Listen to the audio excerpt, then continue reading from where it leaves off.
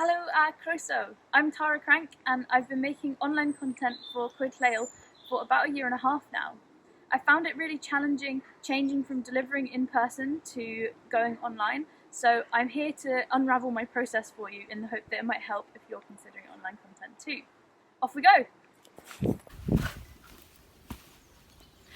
Now I'm going to share some tips with you on how to move your content online.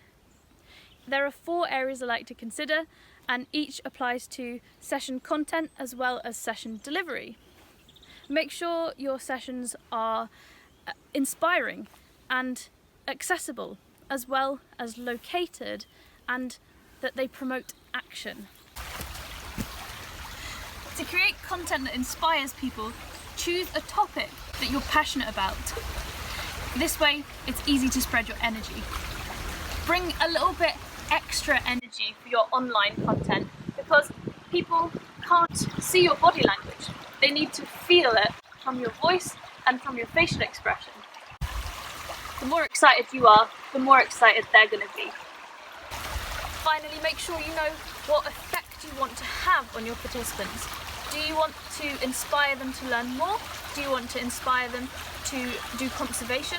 Or do you want to inspire them to try something new?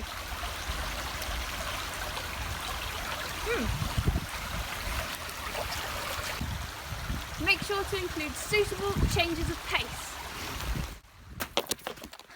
That involves considering physical, social, introspective and creative dynamics in your content. Someone could be reading a story at one point and then they could move on to actually physically cooking something.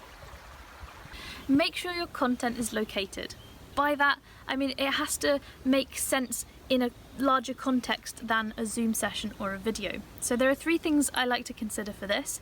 One is, where am I coming from? Am I delivering from a woodland? Am I delivering from my kitchen, showing a foraged dish?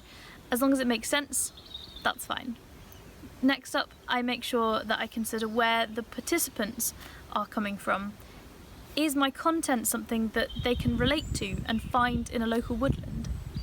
Finally, I've got to consider the bigger picture. Where do these issues fit in the world? When promoting action, consider how is my content helping people to connect with their local woodlands. I like to give resources that I've made, including things like recipe cards for foragers, as well as links to other resources so they can find out information from other sources. You can also set a very simple task, something as simple as look in your local woodland for ivy and see what stage it's at. Does it have its berries? And that's something you can talk about in the next session. I hope these have been useful considerations for you on moving your content online. Thank you for watching, Coed Lleol, and if you liked it, please like and subscribe. I'm Tara Crank, Coed Lleol.